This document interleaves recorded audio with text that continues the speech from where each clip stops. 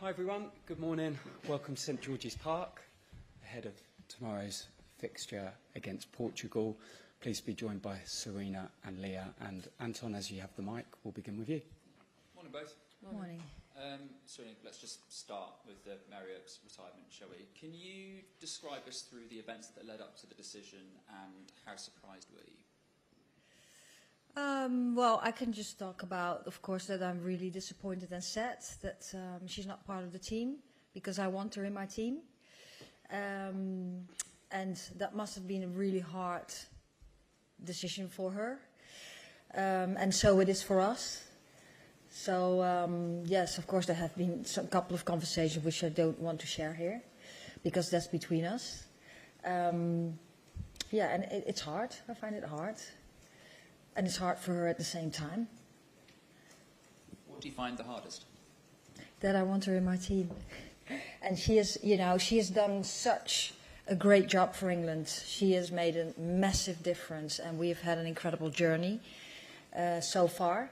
And I really cherish that.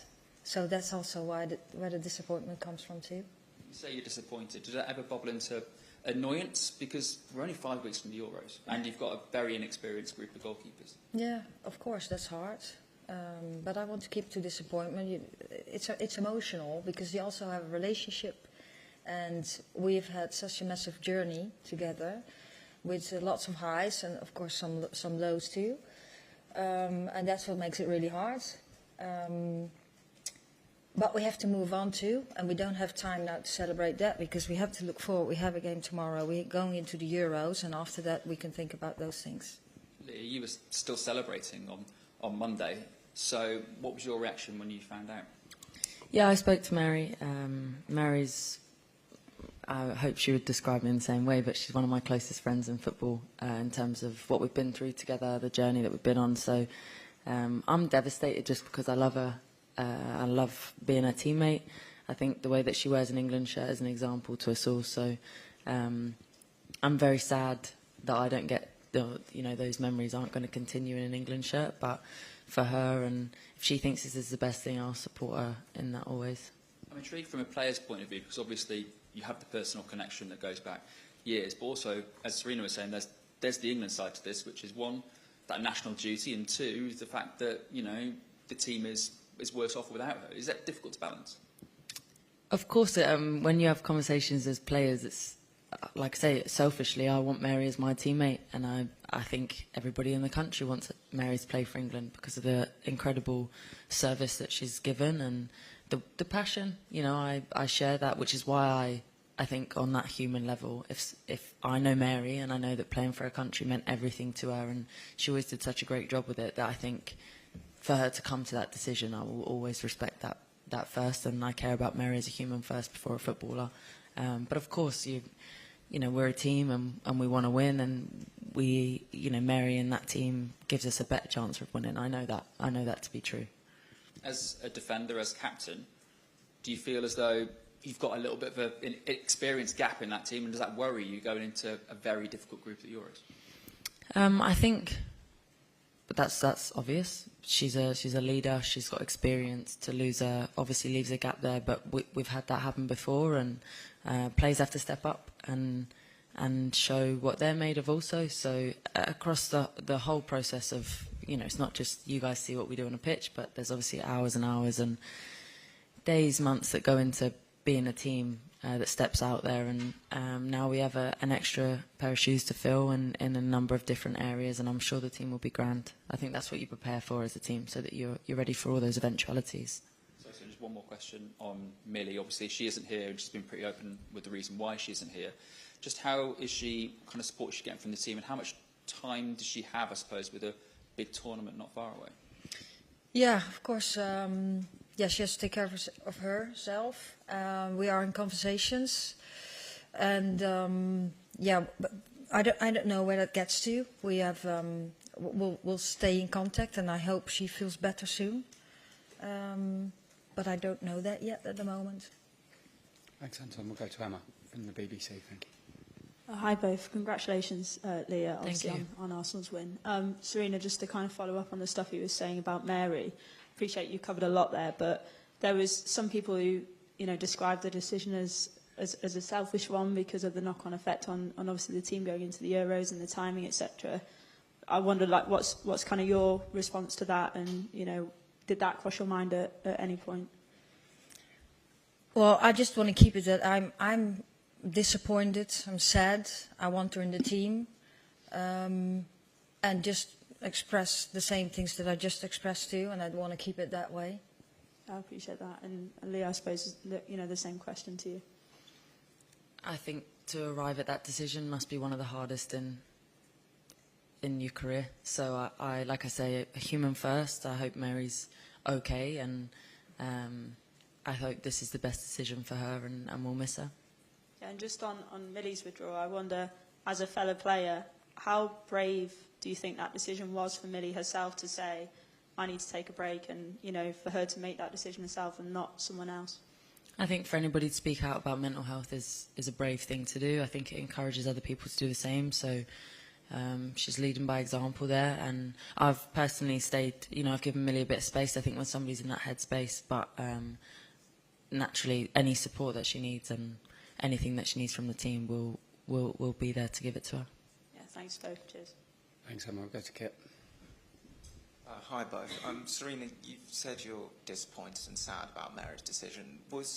When you found out that she was retiring, did you try and change her mind at all? Did you say kind of, don't go, we need you? Was there any kind of attempt to keep her around? Well, of course we have conversations, and as I just said, I want to keep conversations confidential, because that's why we have the conversation together. And she knows I want her in the team, so of course we talked about that. And were you surprised when she made her decision? Did you have any inkling it was coming, or was it a complete surprise when she told you? Look, you're asking all these questions, which then gives you insight in our individual conversations we had. I don't want to go that way now. Okay, fine. And you've had, obviously, Mary's has retired, Millie's dropped out. Is there anything, I suppose, you can do to kind of make sure these withdrawals don't keep happening, or just address any issues there may be, or is it just up to the individual players? If they want to drop out, they drop out, and there's nothing you can do? As always, we come together, we have conversations with players. I try to connect with players in the best possible way, and of course with clubs. And what you hope is that everyone feels good enough, is fit, feels good enough, feels ready enough to come in. And that's what you're trying to support in. And unfortunately, that is not always the case as we've experienced. I think that's also a part of the increased demands on players on and off the pitch. And we have to keep moving forward and trying to keep giving the support and keep having the conversations together. And just with Millie specifically, how confident are you that she'll be available for the Euros? Well, I just hope that this break, that she can have the time, and she takes the time that will help her to get settled again. In time for the Euros? Pardon me? Settled in time for the Euros? Yes, of course. Okay, thank you. Leah, just sort of similar question about Mary. Just did you try and talk her out of it at all, get her to change her mind, or did you just have to respect the decision? I would always try and change her mind because, like I say, I want her as my teammate. But I think us as players will know better than anybody else, and we've been through journeys together. And as Sarina says, the demands on and off the pitch, there's so much to play that comes into play nowadays. So I think, like I say, to come to that hard decision, because it would have been a really, really hard decision for Mary, I think I have to respect her in that. But she knows I didn't want her to leave. Yeah, and on Millie, obviously she's your kind of long-term centre-back partner. Just how will it, I suppose, impact both the games this month, the preparations for the Euros, that she's not around next year? Yeah, unfortunately, there's been periods of time through injury where we've both been out at different times, and I've always said I love playing with Millie in an England shirt. I think we've complemented each other well, but I think the team, like I say, a team is set up for any eventuality, and we have important games to win, and we have to focus on how to do that whilst we're here. Thank you. Sorry, Sarina, just can I check as well with Ella Toon? We think she had some tiredness that she might have sustained while being with Man United. Just where's she at? Ella Toon, yeah, sorry. She's here. Yeah, just in terms of, is she fully available for tomorrow? No. Or no? Okay. No, she's not available for tomorrow, but we're trying to get her fit for Tuesday. All right. Thank you. Thanks, Kit. We'll go across to Tom. Thank you. Good morning, guys. Good morning. Sarina, can I just give you a chance to clarify a couple of things that have been reported? It's been quite widely reported that you had decided that Hannah was your number one. Is that something that you can confirm? Is that the case? And if so, why did you make that decision in the last kind of few weeks? Hannah Hampton is now the number one. I said before that she's a little bit ahead, but I don't, at moments you can't look too far forward because you don't know what things happen. Things in football can change very quickly, so that's the only heads up I can give you. Could I also just ask, it was reported that, it was certainly claimed in quite a few different places that Mary had told you she was thinking about retiring in April and had asked her to reconsider. Is that something that you can either confirm or deny, please? As I said, we have had conversations. We are in conversations all the time. I think you've asked me a lot about the goalkeepers over the last period, and so we have been as we do with players. I am in conversation with players all the time, and I don't give any information about these private conversations we have. Could I just ask about a completely different player? We saw Millie Turner on crutches in Lisbon. I'm safe to assume she can't play in the Euros. Is she out of contention? Yeah, unfortunately, yes. Which is sad as well, of course. And on Ella Morris, yeah. I can get your reaction to that awful news about her ACL. Yeah, that is awful. She came in, did really well. No contact, and unfortunately, she tore her ACL. So she's devastated. We are devastated. And of course, we wish her, a good rehab. But that was kind of a shock when that happened. And in terms of what Millie Bright was saying on the podcast a couple of days ago about her well-being, I'm just wondering to ask you, do you think that the England environment does enough to provide mental health support for England players who are in the spotlight and all the pressures of being an elite athlete? Could England do more? I think we do whatever we have in our control. We absolutely trying our very, very best. We have also people around that can give that support, and whoever wants it. So it's back and forth. So yes, I think so. I hope so. I hope players experience that way too. I think they do. But as I just said too, the demands on the game on and off pitch has increased a lot. So it's incredible how the game develops. Of course, our journey so far, things have changed so massively, but it also comes with higher demands, and we have to adapt to that, and that's not always easy. Thank you. And Leah, can I ask you about something completely different? It's been reported yesterday that England have agreed a new bonus deal for the tournament. I just wanted to get your reaction to that, and if so, kind of your thoughts on a new deal and what that means to you and the players. Yes, we've been in conversations for a long time, just on a number of different things. We're consistently trying to raise the standards across English football, for the girls that are here, but also the whole pyramid. And yeah, that conversation was put to bed in April, which is great for us. Focus fully on the tournament, and we got to a place where we feel like we're collaborating with the FA, and what we wanted for us. More so from a tournament perspective was the more important part of that conversation, but of course bonuses was included. How nice is it to get that all wrapped up early rather than maybe doing it right on the eve of the campaign when you go to Switzerland? Yeah, more so from a perspective of we go in as, FA Lionesses, we want to be together and want to go forward, we want to feel supported. We did in 2022, and what a fantastic summer we had. So yeah, just to all align and be focused first on football is what's the most important to us. Thank you both very much. Thank you. Thanks, Tom. We'll go across to Charlotte, please. Morning, Leah. Morning, Sarina. Sarina, what does Mary's departure say about your team being a team? I think, I don't know where you want to go to with this question, but we're talking about Mary and Mary's retirement, and that's hard. It's hard for her, it's hard for us. I've expressed that, we've spoken about that. We wanted her in our team, and that's, I just really want to keep it by that answer. Where I was going is that given her departure and a team as a collaborative and a dynamic, do you feel that sense of togetherness among your team at the moment? Yes, I do. And Leah, can you give us a sense of the atmosphere as you've arrived into camp at the moment? Yeah, I mean, obviously it's big news. Mary's been a big player, but I came in. We had a slightly different schedule on the first day. It's business as usual, and We had a great training session yesterday, preparation for Friday. So obviously it's news, and like I say, there'll be a time where Mary will get celebrated, and I can't wait to see her highlights reel, because that'll be fantastic. But for now, obviously we have a big game. I won the Champions League on Saturday and was back in 3 days later to prepare. So football doesn't wait, it keeps moving. And Sarina, Ellie Roebuck, is she in consideration at all in terms of a call-up for England ahead of the Euros? We keep following goalkeepers all the time, of course. And she's at Barcelona. She hasn't played a lot, so she's not really close, but you never know what happens. And I appreciate, I'm just trying to clarify details to make it as clear as possible. Tom said, you know, is Hannah Hampton your number one? Of course, now with Mary departing, she is your number one.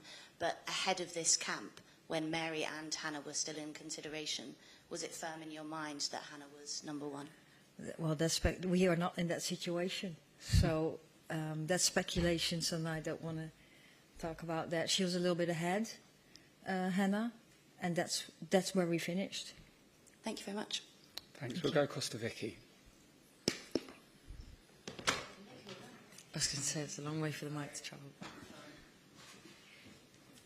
Hi, Sarina. Just Hi. a really quick one on team news, other than the players that we already know about and you've mentioned. Is everybody else who was called up available for the Portugal game?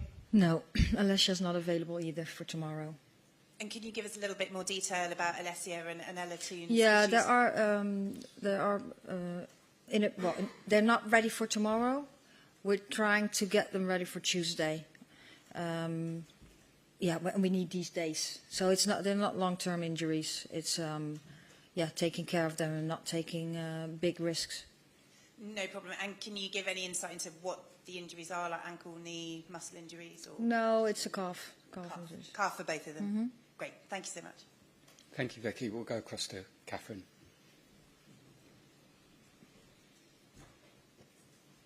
Hi, Sarina. Hi. Anton touched about the lack of experience in the goalkeeping departments. Obviously, Anna and Chiara haven't been capped before, and in the Nations League games that you need to win, it's harder to just kind of give experience. Is that a concern that the two goalkeepers that are currently behind Hannah haven't yet played any senior minutes? Yeah, I think these at the club they play high-level games, and I think that's experience too.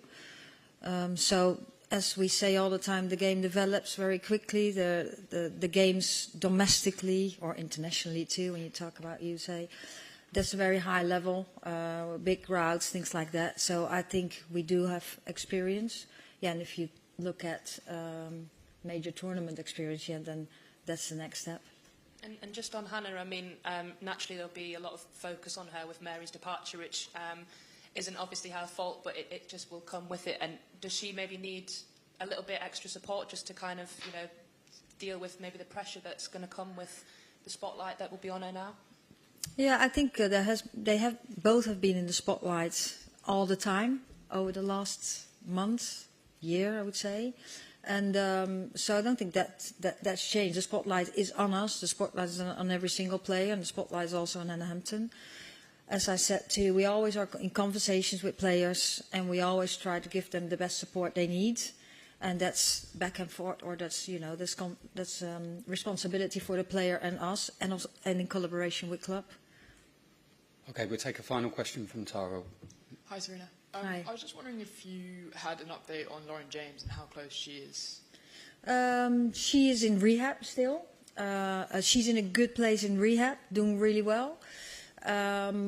Yes, we want to get her, and she wants that too, get her prepared for the Euros.